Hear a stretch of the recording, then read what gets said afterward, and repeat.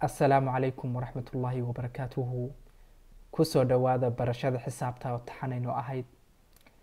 Magacaygu waa Shiine Gestir. Caawa waxaan ka hadlaynaa order of operations. Waxaa loo isticmaalaa sida loo kala horeysiiyo xisaabtu markay isugu jirto isku dhufasho, kala gooyn, isku dar, isku qaybin, laba jibaarane iyo weliba markii ay ku jirto qowska.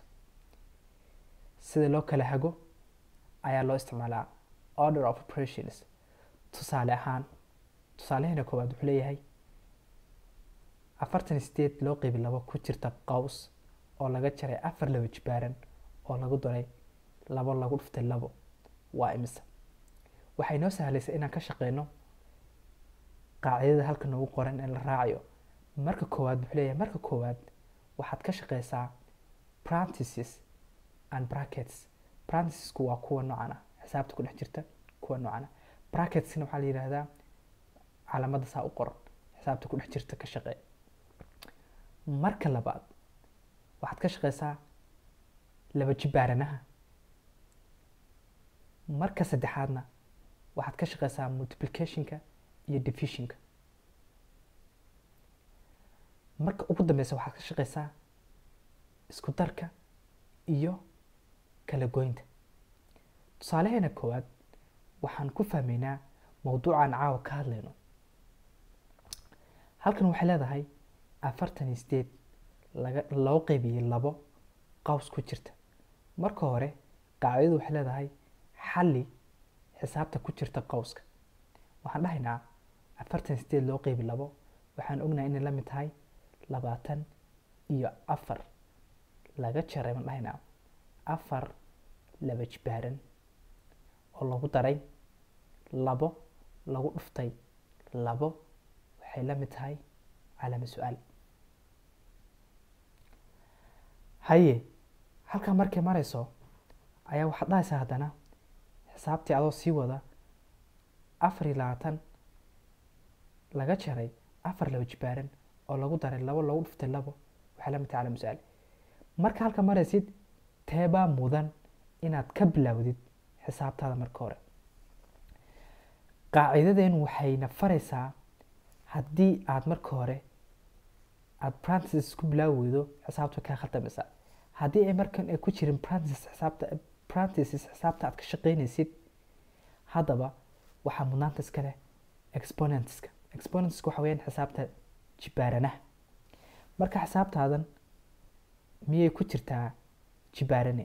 Haa, waxaa ku jirta 4 laba jibaaran. Marka iyada ayaad ka bilaabaysaa. Waxaad leedahay 4 laba jibaaran waxaan ognahay inay tahay 4 laba jeer isku dhacday waa 4 lagu dhuftay 4 lagu dhuftay 4na waxaan ognahay inay tahay 16.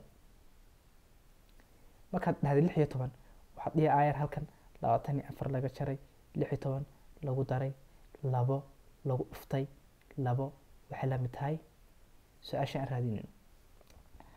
Haddana halkan marka aad taagan tahay waxaad fiirinaysaa miyay ku jirtaa xisaab qaws ah? Waa maya.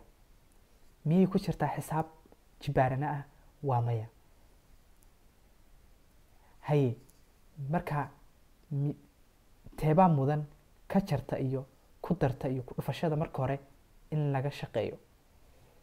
Qaacidadeen waxay leedahay marka koowaad waa inaad ka shaqeysaa xisaabta ku jirta qowska ama parentheseska. Marka labaad waa inaad ka shaqeysaa exponentska. Marka saddexaad waa inaad ka shaqeysaa xisaabta multiplicationka iyo divisionka. Marka xisaabtan waxaa ku jirta multiplication isku dhufasho baa ku jirta. Additionka iyo kala jarida waxaa ka horeysa inaad marka hore ka shaqeysid xisaabta isku dhufashada. Taas ayaa ka mudan. Marka waxaan dhahaynaa 2 lagu dhuftay 2 waa 4. marka ku darsan ka soo qaado 16 kana soo dejiso halkan ka jartan soo qaad iyo 24 soo qaad waxay la mid tahay equation.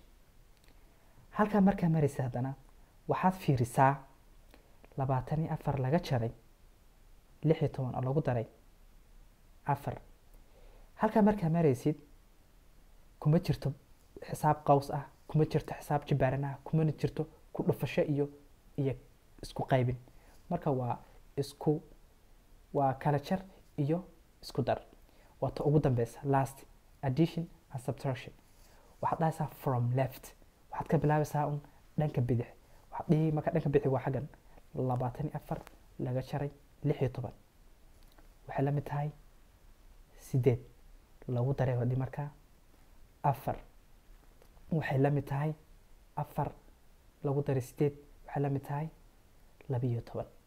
halkaas ayaa waxaa kusoo heshay jawaabtii. jawaabteena inay sax tahay waxaan ku hubinaynaa calculatorkeena. waxaan dhahaynaa 48 loo qaybiyey 2 qaws ku soo xir oo laga jaray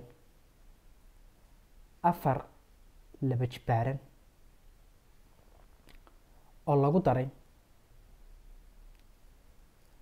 2 lagu dhuftay 2 2 lagu dhuftay 2 2 lagu dhuftay 2 waxay la mid tahay 12. halkaas waxaa inoogu hagaagtay tusaalihii koowaad. waxaan hubinay inay sax tahay. waa hagaag. tusaalaheena labaad wuxuu leeyahay 3 lagu daray 6 laba jibaaran oo loo qaybiyey 12. marka hore teebaa mudan in la xaliyo. qaacidadeena waxay leedahay marka koowaad waxaad xalisaa xisaabta ku jirta qawska. xisaabteenan halkan noogu qoran waxa qaws ku jira ma jiro. haddaynu ku jirin haddaba waxaa xaq u leh ta labaad inaad xalisid xisaabta laba jibaaranaha. xisaabteena waxay noogu jirta mid laba jibaaranaha tan 6 laba jibaaran oo macnaheedu yahay 6 laba jeer isku dhacday 6 lagu dhuftay 6 waxaan ognahay in la mid tahay 36. marka hore tan ayaa xaq leh inaad soo xalisid. markaasaa dhahaysaa lagu daray halkan 3 oo loo qaybiyey 12 waxay la mid tahay su-aasha jawaabtana looga fadhiyo. marka saa samaysid haddana waxaad fiirisaa 3 lagu daray 36 oo loo qaybiyey 12. operationkan yaa mudan marka hore in la xaliyo. waxaad fiirinaysaa qaacidadan marka koowaad qolada ku jirta qawska, marka labaad tirooyinka jibaaranaha ah, marka saddexaad multiplicationka iyo divisionka, ta ugu dambeysa waa additionka iyo subtractionka. hadda fiir marka 3 lagu daray 36 waxaa ka mudan inaad ahdid 36 loo qaybiyey 12 waayo isku qaybinta iyo multiplicationka ayaa waxay ka horeysaa additionka. hay 36 loo qaybiyey 12 waa imisa? waxay noqonaysaa 3. waxaa 36 loo qaybiyey 12 waa 3. tan soo deji 3 lagu daray 3na waxay noqonaysaa 6. jawaabteenu waa 6. bal aan hubino anagoo calculatorkeena isticmaalayna.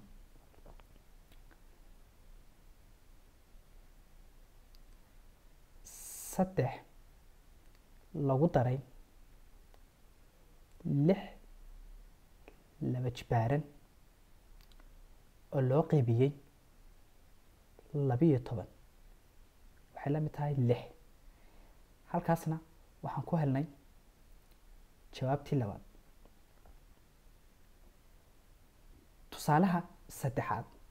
tusaalaha saddexaad waxa uu isagana ku tilmaamayaa inaad raacaysid order of operationka. 5 lagu dhuftay 5 oo laga jaray 3 waxaad dhahaysaa oo maskaxda iska weydiinaysaa sharcigu muxuu dhigayaa midee mudan marka hore in laga shaqeeyo. waxaad fiirini marka hore sharciga siduu dhigayo. sharcigu wuxuu dhigayaa marka hore inaad ka shaqeysid kuwa ku jira qawska, marka labaad inaad ka shaqeysid kuwa jibaaranayaasha, marka saddexaad waa inaad ka shaqeysid multiplicationka iyo divisionka, marka ugu dambeysana waa inaad ka shaqeysid additionka iyo subtractionka. marka hadda waxaan haysanaa tusaalaheena saddexaad 5 lagu dhuftay 5 oo laga jaray 3 multiplication iyo waxaa meesha ku haysanaa ka jar. marka waxaa mudan marka hore inaad ka shaqaysid multiplicationka. 5 lagu dhuftay 5 waxa weeyaan 25 baad dhihi, laga jaray baad dhihi 3 waxay la mid tahay 25 laga jar 3 waxay la mid tahay 23. taana saas ayaan ku helnay jawaabtii. tusaalaha afraad, 4 lagu daray 4 oo loo qeybiyey 2. tanna waxaan ognahay inay ka mudan tahay in marka hore laga shaqeeyo.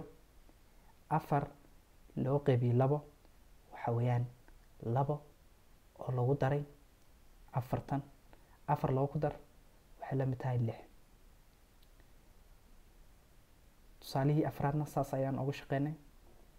tusaalaha shanaad wuxuu wataa 2 su'aalood. waxaan 2 su'aalood aan usoo doortay ayaan halkan ka yarta taabanayna insha Allah. tusaalaha koowaad wuxuu leeyahay 10 lagu dhuftay 4 oo loo qeybiyey 2. labadan waxay ku jiraan kaalinta saddexaad, waa divisionki iyo multiplicationki. marka wuxuu leeyahay sharcigu multiplicationka iyo divisionka from left. waxaad ka bilowdaa un midda doonta haday kugu saagto, waxaad ka bilowdaa un from left, bidixda ka bilow. marka waxaad ka bilaabi bidixda un, fiirin maasid tee horeysa iyo tee waxaysa. marka waxaad ka bilaabi bidixda. waxaad dhihi marka hore 10 lagu dhuftay 4 waa 40 loo qeybiyey waa dhihi marka 2 waxay la mid tahay 20. haddana halkan u fiirso, waa isla iyadii oo laakiin markan waxaa soo hormariyey divisionki. waxaa lagu leeyahay sharci wuxuu leeyahay waxaad ka bilowdaa dhanka bidix from left. 20 loo qeybiyey 4 waxa weeyaan 5 oo lagu dhuftay 3. 5 3 ku dhufo waa 15. markan fiiri 10 lagu dhuftay 4 40 noqotay. waxaad ka bilowday bidixda, saasay sax ku tahay. tanna 20 loo qeybiyey 4 waxaad ka bilowday marka hore dhanka bidixda. ma u fiirinaysid calaamadda. labada markay isku yimaadaan waa isku mid, waxay ku jiraan kaalinta saddexaad, ay kaga jiraan orderka. marka dhanka bidix maad ka bilaabaysaa. tusaalaha 6aad isagana waa muhiim, waxay wadataa 2 su'aalood. waxa weeyaan 10 lagu daray 4 oo laga jaray 4. iyadana waxay leedahay markaad fiirisid lastiga additionka iyo subtractionka waxa weeyaan waa from left. waxaad ka bilaabaysaa un dhanka bidixda. 10 lagu daray 4 waxaad dhihi waa 14 laga jaray 4 waxay la mid tahay 10. taana saas ayaad kusoo xalisay. halkan fiiri, tan waxaan ku bilaabnay ku darso ma ahayn, tanna waxaan ku bilaabaynaa ka jar. 20 laga jaray 8. qaacidadeen waxay leedahay from left. 20 laga jaray 8 waa 12 lagu daray baad dhihi markaas 10. 10 ku dar 12 waxay la mid tahay 22. waxaan rajeynayaa insha Allah biidni illaahi kariim videogan gaaban inuu ka anfacay mawduucan caawa ka hadlayno. inta aan ku kulmi doono insha Allah video la mid ah, waxaa idiin si dhaafayaa. assalaamu calaykum waraxmatullaahi wabarakaatuh.